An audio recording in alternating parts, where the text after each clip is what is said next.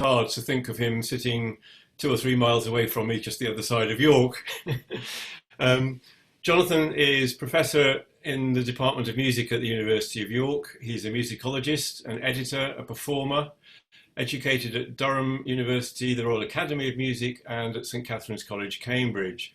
He's lectured at the University of Oxford and for the Open University.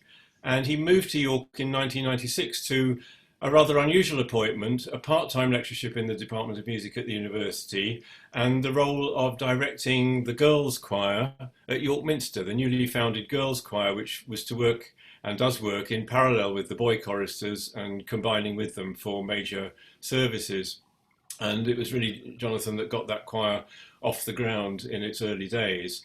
From the last 20 years, he's been full-time on the staff at York University, and including a stint of 6 years as head of department. He's really a world authority on the sources, in particular, of music in Stuart England under James I and Charles I. Many of you in the Gamba Society will know him as a co-author of our Society Index of Manuscripts containing consort music, 2 volumes. His research really first made impact with his monograph in 1997 on the patronage in 17th century England, the work particularly of Christopher I Baron Hatton, which is partly what's inspired him, I think, to pursue George Jeffreys, but he'll tell us more about that in a moment. Joe's published editions of Richard Deering's Sacred Music for Musica Britannica, Henry Law's Sacred Music for the Early English Church Music series. He's published Walter Porter works, and we're awaiting publication of Angelo Notari's music for AR editions. He's not limited by English music or music in England in the first half of the 17th century. He's also published editions of motets by the early 16th century Flemish composer Humbert, and he's written on Monteverdi Vespers. So multi-talented, very wide-ranging, and wrote an article in 1990 about George Jeffreys and the copies he'd made of Italian music working at for the household of Christopher Hatton. And I guess, Joe, that's where you started getting interested in Jeffreys, and you're now involved in publishing the complete works of Jeffreys for the York Early Music Press, so thoroughly involved in it. And tonight, Joe's going to talk about Jeffreys and his instrumental music. So, Joe, welcome, and over to you. Thank you, John, for that very thorough introduction, and thank you everyone for the honour of being asked to talk to you, and for staying around after an AGM well beyond the call of duty. So I hope to talk to you for about half an hour or so about George Jeffreys, and I hope to leave enough time for discussion and comments from you. As John said, George Jeffreys has been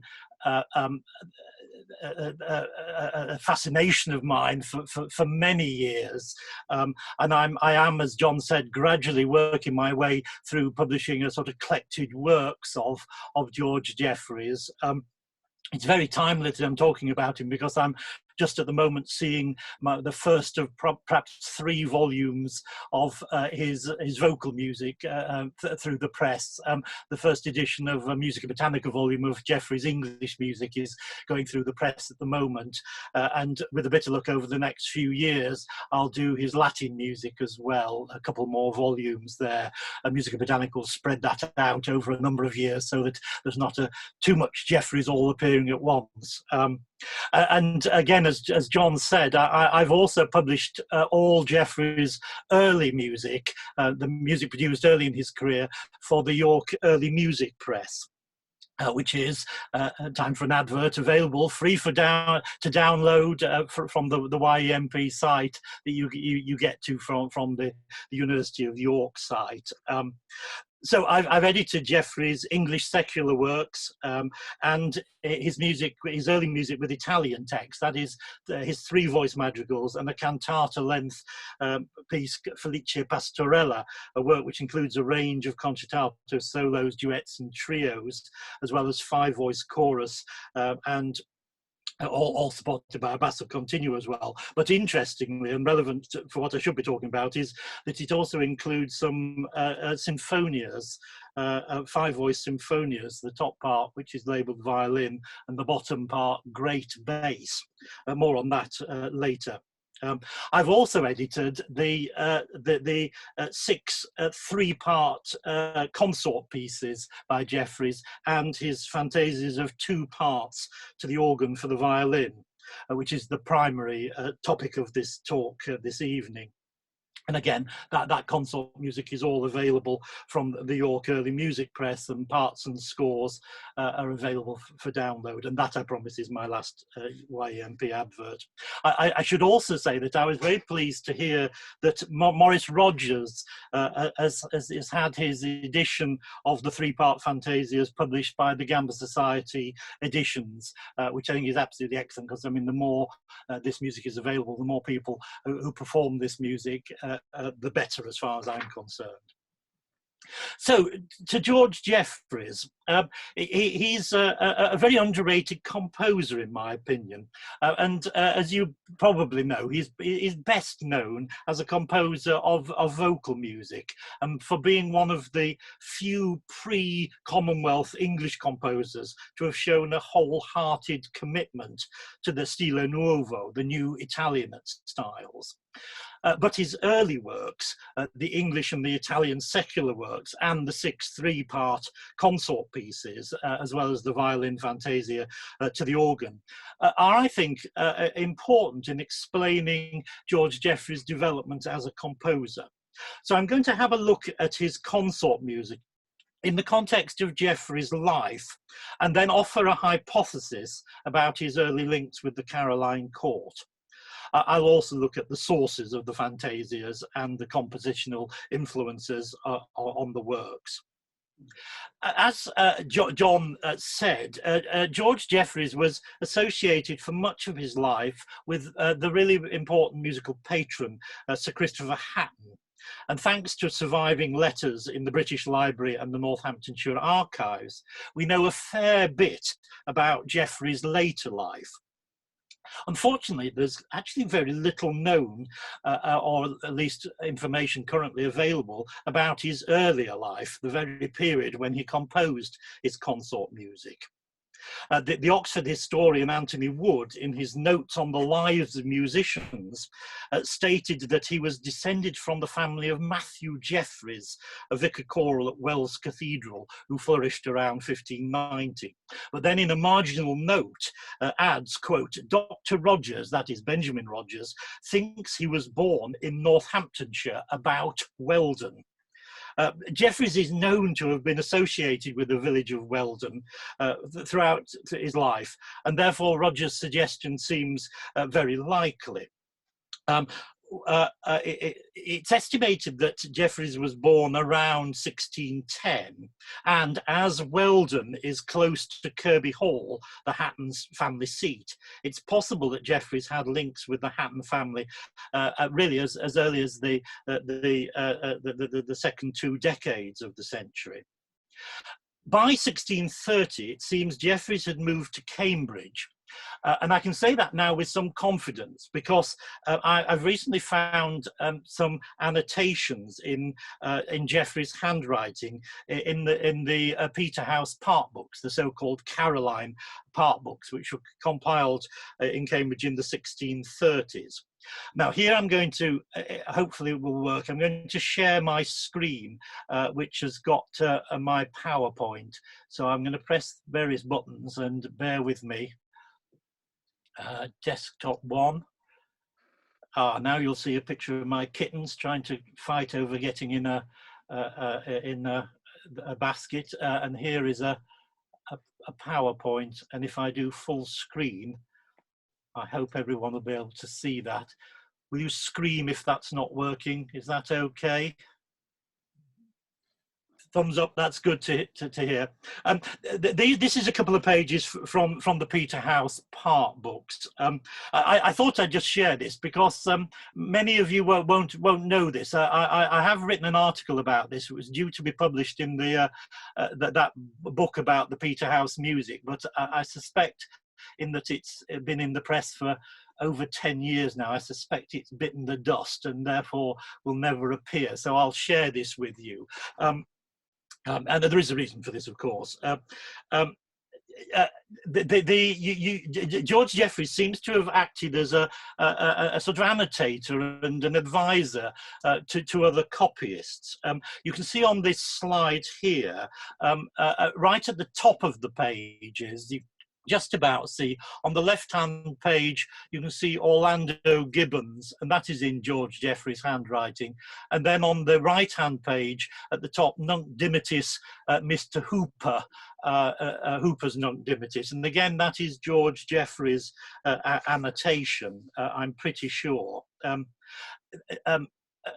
As many of you know, the identification of handwriting is a dangerous game, and I've ended up with egg on my face many times over my career. I am pretty sure about this one, though. If I go to the next slide, just to prove it, as it were, on the left-hand side, you have various of the annotations taken from the Peterhouse Park books. And then on the right, various sort of snippets from acknowledged Jeffreys manuscripts in the British Library and I think the Royal College as well. Well, do cast an eye over those and scream if you think I'm talking bunk, but I'm as fairly sure about this one as I am ever with handwriting. So I think this is George Jeffreys in Cambridge in the 1630s. This is important because it places him in Cambridge at a time when we know that the Hatton family was active in Cambridge. In 1631, George Jeffreys set verses by Richard, later Sir Richard Hatton, who was a cousin of Christopher Hatton III, the important musical patron, who was to become Jeffreys' employer. Now, both Richard and Christopher Hatton were students at Cambridge, but as far as I know, there are no records that Jeffreys himself attended the university as a student, but it does seem that he was in some way associated with the high church music-making circles of Peterhouse. Jeffreys was certainly working for Christopher Hatton in some capacity by 1633, as there's a manuscript in the Northamptonshire archives in Jeffreys' hand that is headed "A Catalogue of Some Manuscripts of My Masters Taken at Moulton Park, April the 15th, 1633. And Moulton Park was one of the Hatton estates. Jeffreys worked for the Hatton family for the rest of his life, and correspondence exists preserved in either the Northamptonshire archives or the British Library between Jeffreys and various members of the Hatton family, right up until the 1680s. During the Civil War, Jeffreys, no doubt due to the patronage of Christopher Hatton III, became Charles I's organist at Oxford during the period when the court was based in the city. This is according to both Anthony Wood and John Hawkins. And this was, and this is the important fact to note, this was George Jeffreys' only professional musical appointment. Indeed, one suspects that rather as Hatton had made the best of the circumstances of the Civil War to advance his own position, he became controller of the king's household at the Oxford court. Jeffreys, a musician with no previous record as a court musician, I suspect also took advantages of the unique situation to gain an appointment, which perhaps in peacetime would have been inconceivable.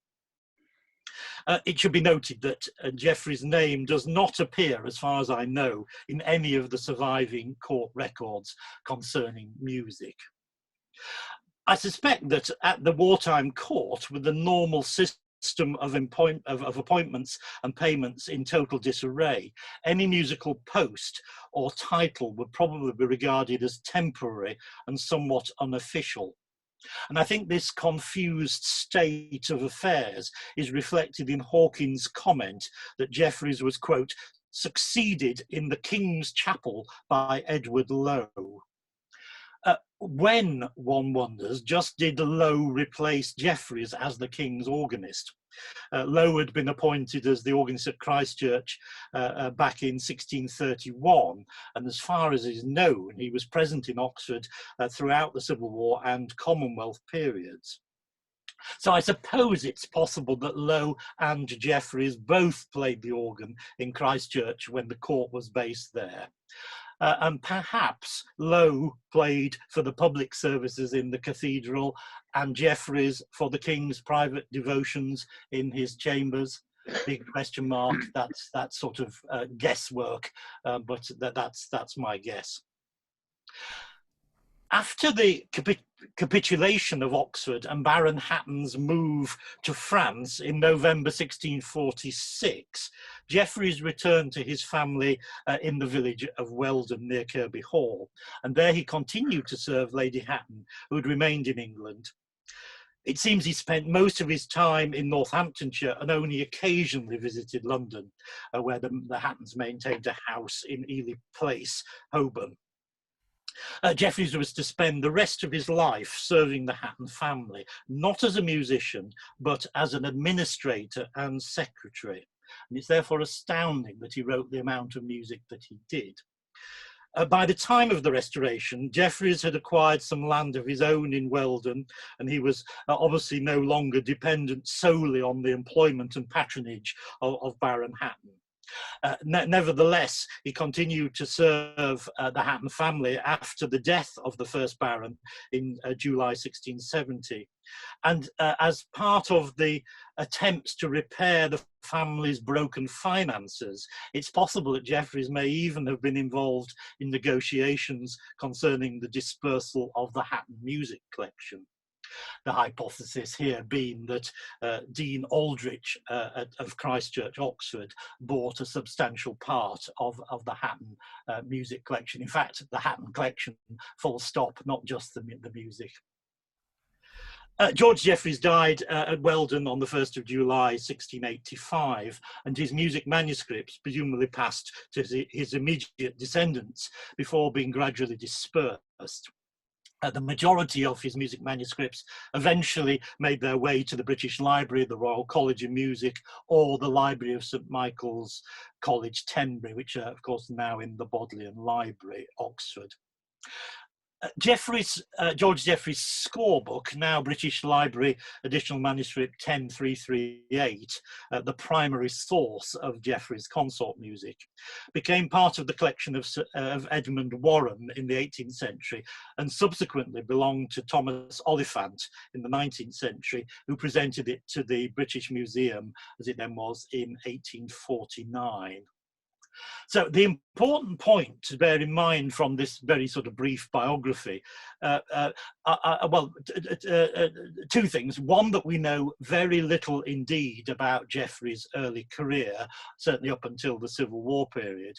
And secondly, I want you to just remember that Jeffreys, according to the records, didn't hold an official court post. So just sort of keep that in mind. Let's then move to the manuscript sources of the consort music.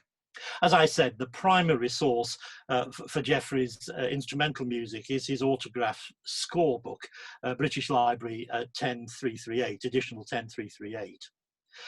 This is an enormous manuscript which contains 126 pieces, both instrumental and particularly the vocal music. Indeed, it contains all but 13 of Jeffreys' total number of works. And the manuscript's been described by Peter Holman as a well-organised, retrospective, fair copy collection. The manuscript was certainly well organised in that it was divided up into sections of different types of music, instrumental pieces, Italian madrigals, English secular songs, and sacred music of 1, 2, 3, 4, and 5 parts in Latin and English. But the system faltered due to insufficient space having been allowed for the 3- and 4-part music.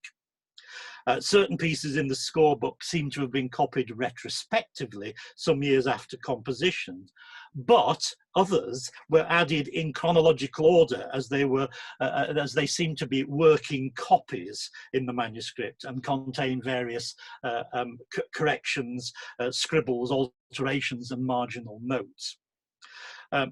The texts of the vocal music were invariably added after the notes had been entered, suggesting a retrospective copying to some degree. And a number of the pieces include revisions, some of which provided the basis for the so-called fair copies in his other part books in both the British Library and the Royal College of Music. This is not the place to go into more detail about this fascinating scorebook. And for those of you who are interested in the contents, the dates, annotations, paper types, rastrum rulings and gatherings in relation to George Jeffreys' life, I would point you to Robert Thomson's 1989 Music and Letters article. This is a seminal piece of scholarship on the manuscript, and I absolutely acknowledge my debt to Robert's work in what follows. I'll concern myself here primarily with the fascicles that contain Jeffreys' instrumental music. So the British Library Additional 10338 consists of 35 gatherings of 13 different types of paper. The great variety of paper used by Jeffreys indicates that the collection did not start life as a single volume, but was collected together at a later date. A system of binders markings is present in the manuscript, which appears to relate to a binding done perhaps during Jeffreys' lifetime rather than subsequent ones. The present binding of the manuscript, I should say, probably dates from about 1849, when Thomas Oliphant presented the manuscript to the British Museum. The 17th century binding numbers has a system of numbering on the first and last folios of each gathering. That was obviously put there to ensure the correct ordering of the pieces. And indeed, that the binder felt that this was necessary probably indicates that he had a considerable amount of music already copied, and they were very careful to get it in the order that presumably Jeffreys required. Indeed, Jeffreys also appears to have instructed the binder to incorporate gatherings of unused ruled paper in certain places so that further copies could be added in a systematic way. The first 56 folios of the manuscript contain Jeffreys' earliest surviving compositions, his 7 instrumental fantasias, 13 Italian madrigals, and also the songs for stage plays, such as those for Thomas Randolph's The Mask of Vices and Peter Housted's The Rival Friends. The fantasias and the English songs show that Jeffreys was well versed in the native English musical traditions. And here on the next slide is the first page of the British Library manuscript. And you can see the heading at the top there, fantasias of 2 parts, fantasias of 3 parts for the viols and the virginal, interestingly. The first 2 gatherings of this manuscript contain all 6 of the 3-part viol consorts, as well as the fantasia for 2 parts to the organ for the violin, as well as the 9 3-part Italian madrigals, those without basso continuo. And they're all on a paper which is as a watermark of pillars, lettered ID. Robert Thomson notes that the 2 gatherings probably once formed a separate volume, as a worm bore passes through the paper on either side, right the way through these 2 gatherings. And Robert makes the point that it doesn't extend to either side's paper on either side of this gathering in the manuscript, which rather suggests that this was a separate entity before it was bound together in the scorebook. Robert has also demonstrated that the pillar ID, the pillars with lettering ID watermark can be dated as about circa 1640. So in all probability, we're looking at a date for the composition of these three-voice consort pieces in the 1630s. The three-part fantasias in the British Library, additional manuscript 10338, are actually concordant with a number of other manuscripts. And these are given on my next slide there, just so you can see what the ones I'm referring to. I've given you a brief description of the manuscripts and then the fantasias which they contain. The first four fantasias appear, as you can see, as later editions in Christchurch Music 459 to 62. That is a set of four-part books copied in part originally by Thomas Miriel, the London copyist. The first stage of this copying of these part books must have taken place between 1616 and 1625, but the four Jeffreys fantasias were probably added in the early 1630s by an unidentified scribe using a rather old-fashioned heavy black diamond-shaped notation.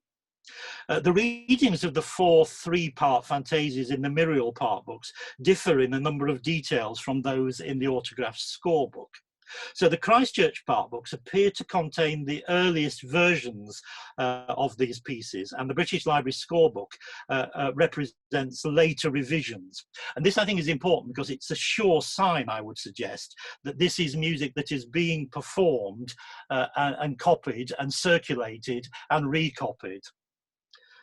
In other words, it's not just limited to Jeffreys keeping it together in his own scorebook. This is music which was actively being performed. Perhaps late in the 1630s, Jeffreys had a renewed burst of interest in instrumental music and revised his four existing three-part fantasias and then composed two more, plus the one for violin, bass, viol and organ, an instrumental combination closely associated with the court. I'll come back to that. And then he copied them all into his manuscript reserved for consort music, which was later to become folios 4 to 18V of the composite scorebook. The instrumental pieces in the British Library scorebook are followed by a number of blank pages, which probably indicate that Jeffreys intended to compose more fantasias.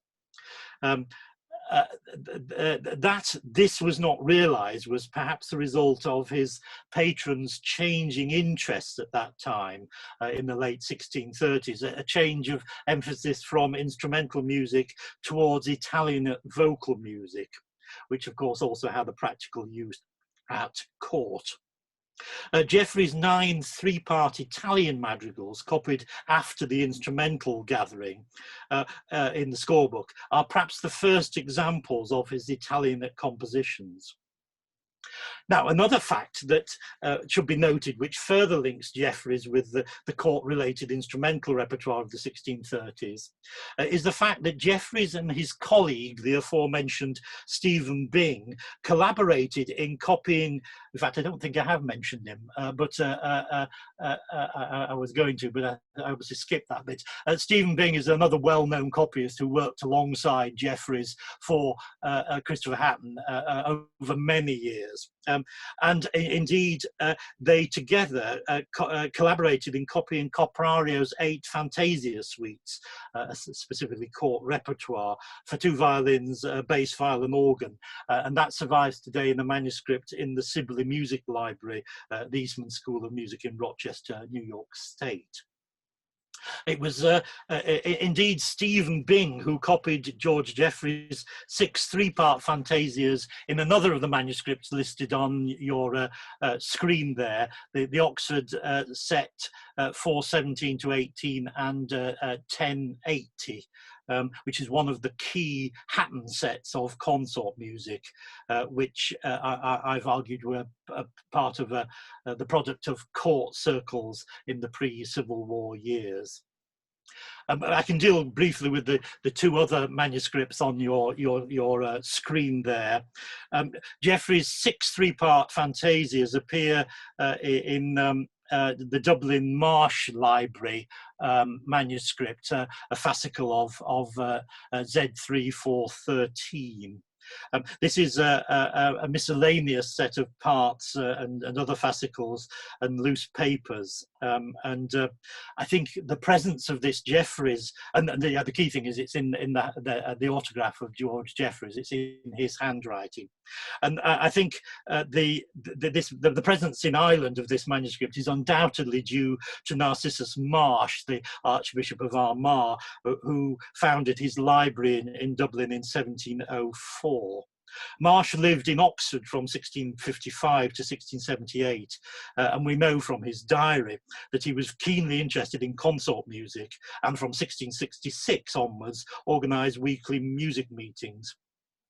Many of the manuscripts of consort music in Dublin were collected by Marsh during his Oxford years for use at his musical gatherings, and I suspect that this fascicle in Z3413 is one such case.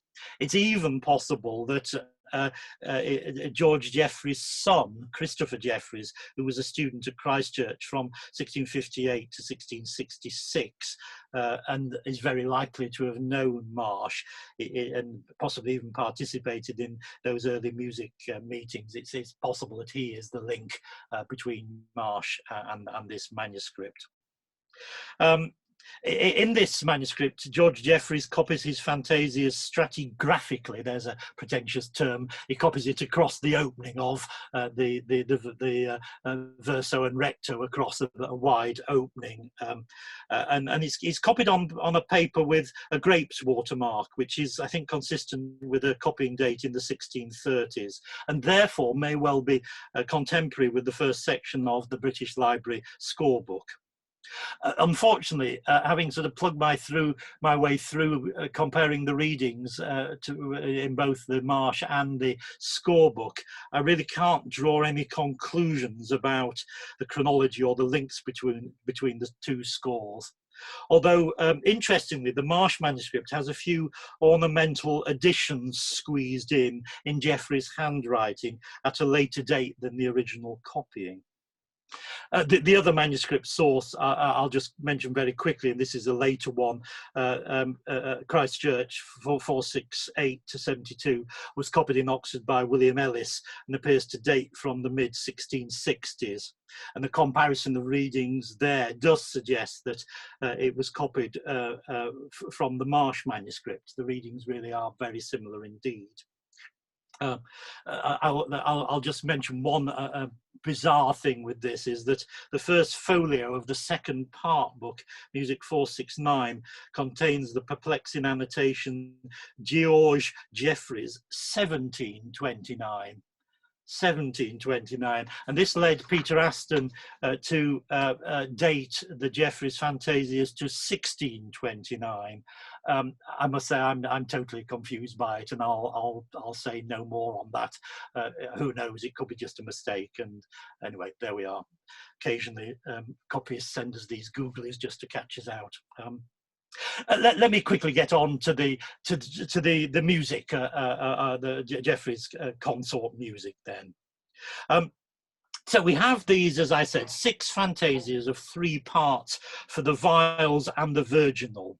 And they are, in effect, fantasias of 3 equal contrapuntal lines, although the designation "and the virginal," or organ as specified in the 5th fantasia, suggests the performance practice of adding a basso continuo to the lowest instrumental line. The first 4 fantasias are for 2 upper instruments notated in the G2 clef and the bass file, and the 5th and 6th fantasias are notated in G2, C3 and F3 clefs. These are, I think, early works which where Jeffreys reveals his training in the English polyphonic mode of composition. The fantasias are pervasively contrapuntal with just occasional sections of homophony, and they're also enlivened by the frequent use of the augmented fifth chord, and are stylistically similar to those of composers such as John Caprario and Orlando Gibbons. I'll go on to my next slide. There are the opening points of the first four fantasias. All four are in C major, we would say today. They're in C, and they are linked in some way in that their imitation points are related. The opening point of the second fantasia is close in melodic shape, at least, to the first fantasia. I might be pushing my luck there a bit, that there's a falling third and the contour is the same. Make of that what you want. And the first few notes of the fourth fantasia is an inversion of the opening point of the third fantasia. I really hoped I might be able to sort of find a recording of these pieces and play you at least one of them. I failed to find a recording. If anyone knows of one, please let me know. So my comments are based on me crashing through them on the piano, or letting the Sibelius robot play them for me, which is always an unpleasant experience. So if there is a recording, please let me know. I did even think about actually letting the Sibelius robot play one for you, but on trying it, I discovered that in my total incompetence, I managed to get a vibraphone playing the bass viol part, and the sound was truly ridiculous. I thought perhaps a bit much in terms of postmodern approach, particularly post AGM. So I'm afraid I'm not going to play any examples.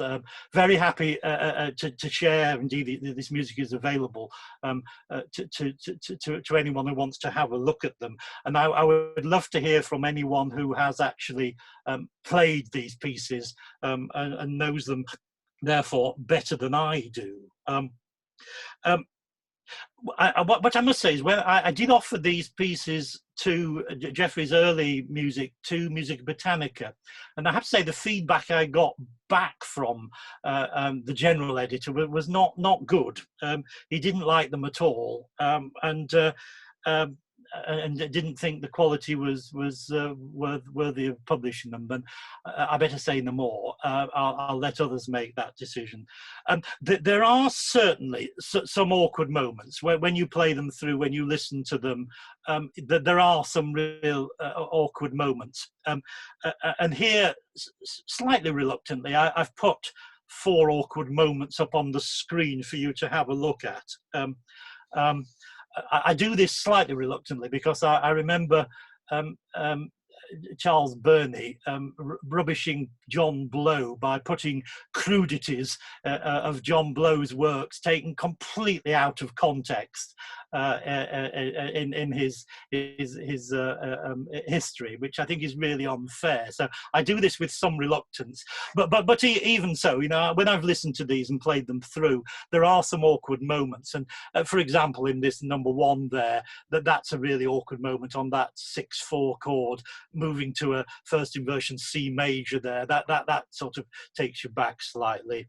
In number 2 there, there's a sort of, it's setting up a 4/3 suspension, which never happens, and you get the third, the resolution sounding against the fourth there, which is a bit.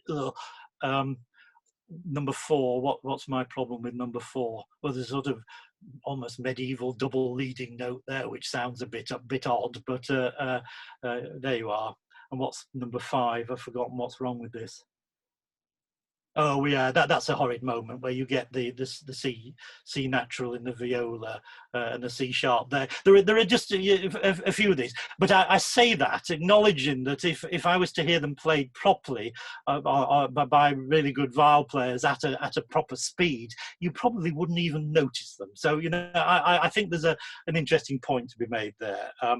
and indeed, I would like to know other people, particularly anyone who knows this music better than me, and indeed Morris, who's edited this, what he perhaps thinks about the quality of this music. I'll go quickly on, I've got an eye on the clock. The fantasia of two parts to the organ for the violin, they're the opening pages of my transcription. I think probably this is a more interesting piece than the three-voice fantasias. This piece closely aligns to the so-called progressive consort music being produced at court in the 1620s and 30s under the patronage of Charles I. As you all know, I'm sure, Charles, when still Prince of Wales, had employed four of the most eminent composers of consort music, Alfonso Ferrabosco the Younger, John Coprario, Orlando Gibbons, and Thomas Lupo. And together they were responsible for extending the range of scorings employed in the English fantasia idiom. And also, I think, for the introduction of the violin into contrapuntal music. As you remember, Charles was himself a skilled performer, we're told, on the bass viol, having been taught by Alfonso Ferrabosco. According to John Playford, he could play his part exactly well on the bass viol, especially those incomparable fancies of Mr. Coprario to the organ. Coprario was one of the first composers to use the violin in contrapuntal consort music, and in 1622, Prince Charles formed a violin and viol ensemble, Coprario's Music, which consisted of Lupo, John Woodington, Adam Valle violins, Ferrabosco II and Coprario viols, and Orlando Gibbons on keyboards. And once the violin had become established as an instrument for serious, in inverted commas, contrapuntal chamber music, court composers began experimenting with new forms and scorings, using mixed groups of violins and viols with keyboard, usually organ and or theorbo continuo. And I think it's this tradition that Geoffrey's fantasia of two parts to the organ for the violin, I think that's the tradition which Geoffrey's piece emanates, and I think again this strikes me as a more successful, more interesting piece. But I'd like to hear more from you.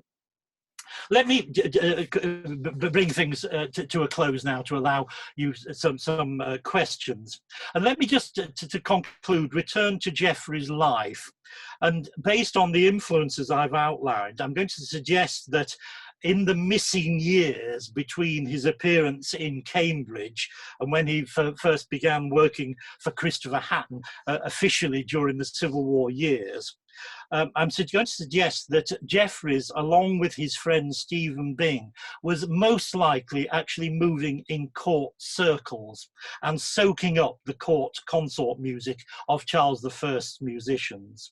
And I think his own consort music is the result of that.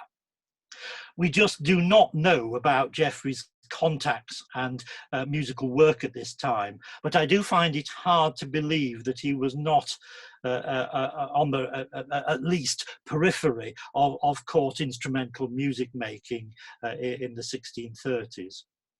And just to finish, I want to also mention some other instrumental music by Jeffreys.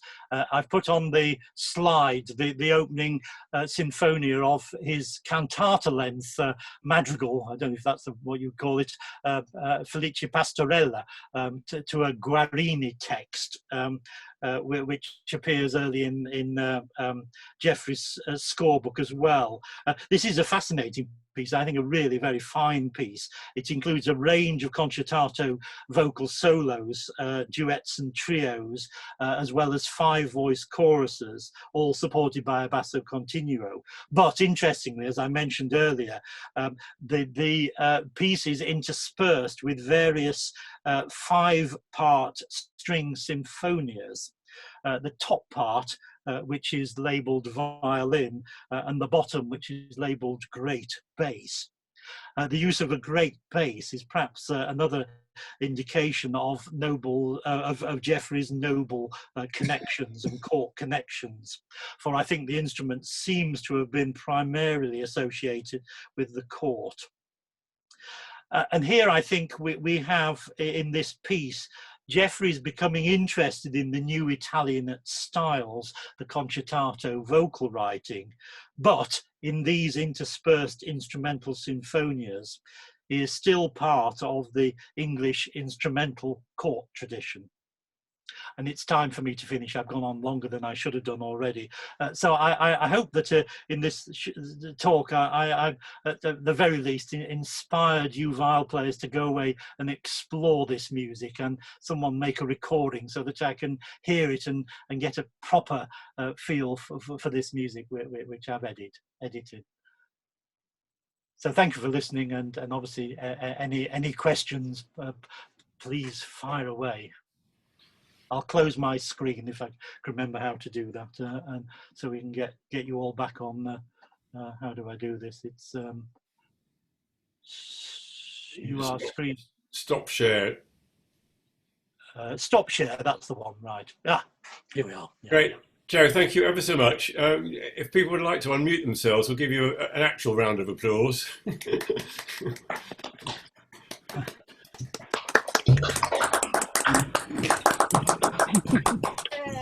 Very good. Yeah. Very interesting. As I said in my brief introduction, your knowledge of the sources is really amazing, that you can derive so much information from little traces on manuscript about the career of a composer. I'll open the session to questions from anybody, but perhaps I could just kick off. I know we know very little about Jenkins' early years, but do you have any thoughts about his potential training as a musician? Where would a lad from Northampton have gained the skills to be on the edges of the court music, if that's what happened to him? Yeah, that's the interesting one, isn't it? Because he obviously, is a skillful composer. There is absolutely no doubt about that. That's why I think the Cambridge connection is fascinating. As far as we know, he wasn't a student there, but he was obviously connected with Peterhouse or wherever in Cambridge. So my guess, and I'm afraid that's all it is my guess is that he was associated with Cambridge musicians. John Lilly, of course, a later sort of copy associate, Stephen being the musicians of Cambridge. And then with these London links and these court links, he must have learnt the trade through court musicians. It's really frustrating that we just don't have this information. The closest I've got to this is in a set of part books, again in the British Library, George Jeffrey's copies of Italian music, a vast set of part books of Italian music by Monteverdi contemporaries.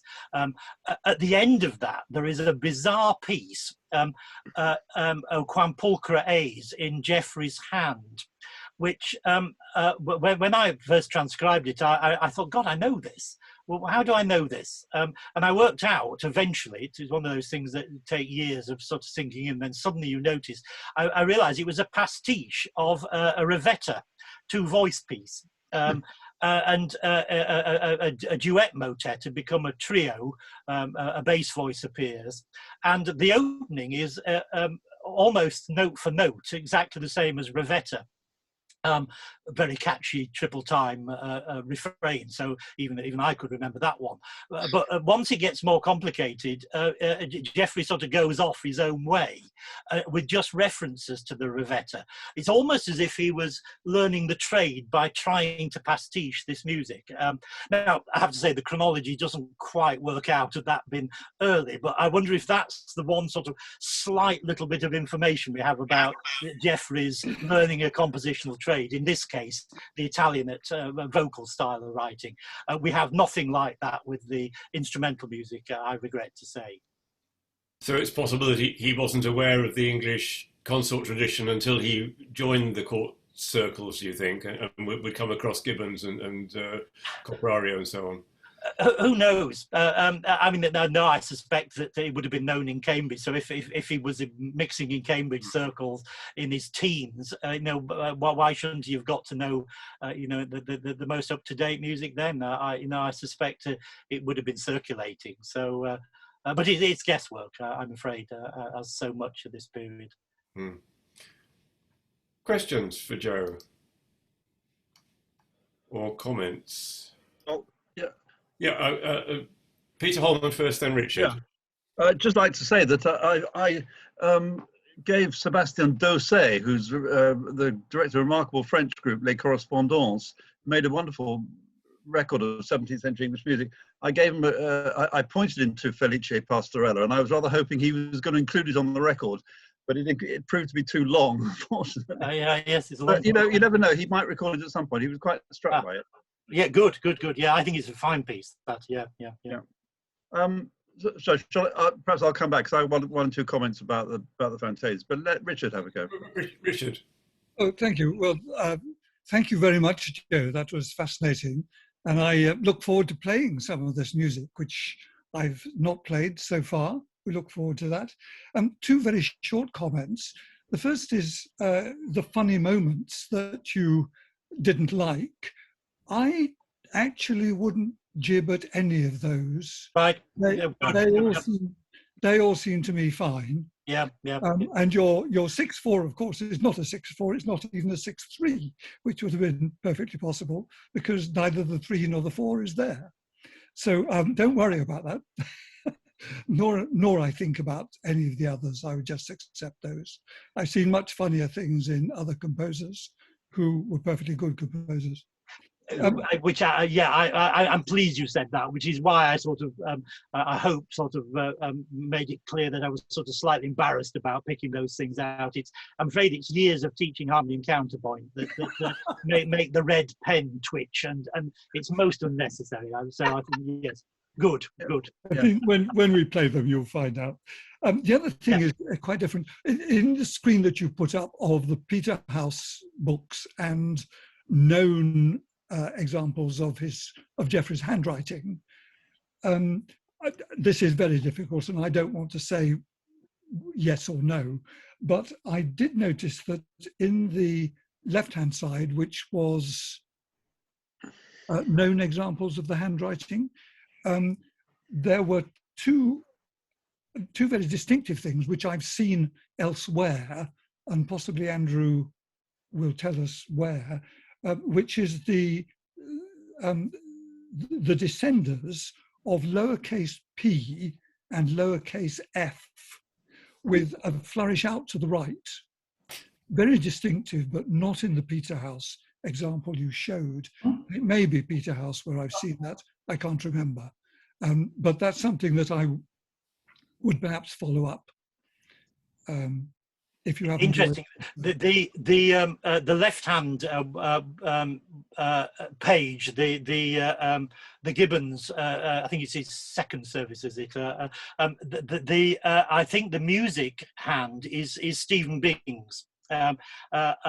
Again, Stephen Bing is a dangerous one to comment on because his handwriting changed. He copied for about 50 years, and his later handwriting is very different to these early ones. So it's dangerous. But I'm pretty sure that is Stephen Bing. Andrew, you looked at this for me all those years ago when I was doing that, and I think I remember rightly. You were happy that it was Bing and Jeffries at the time. The right hand page, I haven't identified who that is. That's one of that whole host of unidentified copyists in the Peterhouse. It's such a daunting collection. I keep hoping someone is going to write a PhD on it, but you need more than 3 years to get your way through those fascicles. It's an absolutely horrendously complicated collection. So it needs to be someone who can live in Cambridge and live with it daily. Andrew, yes. Can you hear me? Yes. Again, Ruby Reed Thompson has actually sent me probably 3 or 4 years ago a complete index of the Peterhouse manuscripts, paper and everything, which I've got somewhere. I shall have to look for it. But it's very, very good. It's very, very detailed. Excellent. So That would save a year of a PhD, wouldn't it? she'd have done it, yes. Does she identify copyists? That I'm not sure about. I can't remember. It's so long since I've looked. I know she was doing measuring watermarks and raster and sorting out all the various layers of things. But the really interesting thing, of course, is we can start to identify copyists. Yeah, she may well have done some of that, but I think she was more interested in actually saying who did what without giving names. Peter, did you want to come back? Yeah, I just have a sort of few slightly random comments. It's great to be reminded of those pieces, and I think I acquired or scored them up many years, or some of them many years ago, when I was writing 4 and 20 Fiddlers, and it did strike me then, and I think it strikes me again now that it's the closest composer to hit to those pieces is Lupo. In the score, the 2 treble and bass scoring, and the slightly sort of strange, wacky changes of direction. You saw in one of them very clearly that which worked perfectly well, I think, as Richard says in performance. And I wonder whether he might have been a pupil of. I mean, I don't know if the dates work for Lupo, because Lupo died in the end of 1627. So, if not a pupil, then perhaps a sort of close student of Lupo's music. And of course that whole Woodington setup, you know, that group. I mean, he must have been at court, on the fringes of the court, mustn't he? That's my suggestion. Yeah. It's the virginal is always puzzled me, and I must say I didn't know that the Dublin score is stratigraphic, because I've only been collecting epigraphia in recent years, been alerted to its significance. And of course, if people don't know the significance of stratigraphic scores, it means that you copy right across a page, across the gutter in the middle, and that means that an organist reading it only has to move his eye from system to system half the number of times of a conventional score.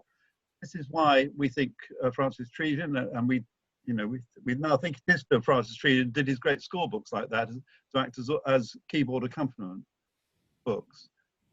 So I'm surely Jeffries must have accompanied those pieces himself from his autograph stratigraphic score. Yeah. The question is, why did he specify virginals? I sort of slightly take issue with the idea that he might have played continuo. I'm sure he would have score read them. That was the training they all had. In fact, I think that the English organists at the time knew how to play continuo, certainly unfigured bass. That was something restricted to luthianists, I would say. So I'm sure that he doubled the 3 parts on the virginal. We might think you might think that's a strange idea to do, but I'm pretty sure he did it pretty well, and it worked very well. I can't see why not.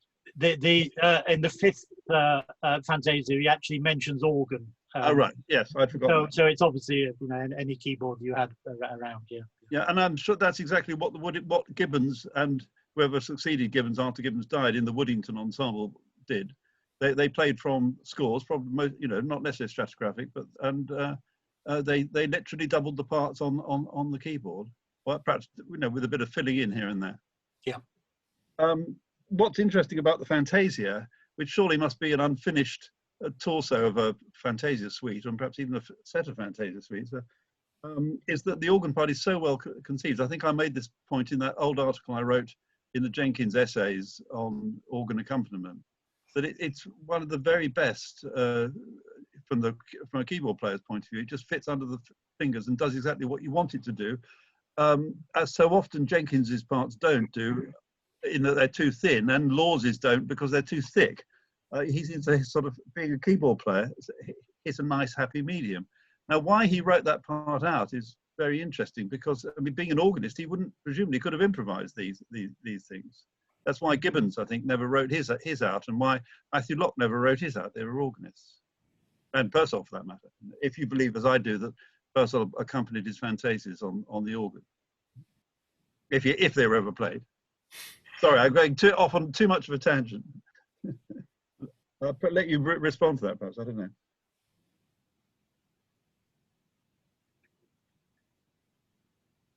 Nothing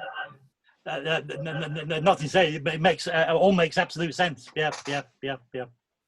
Yes, I mean, I think you're right. It must be to score read, because I used the wrong expression when I said continuo, because well, I'm sure. Yes, what you play. I mean, I wasn't for your benefit. It was to make sure everyone else understood what we were talking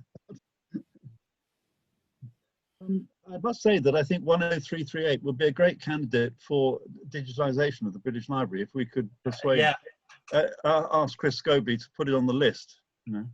Yeah.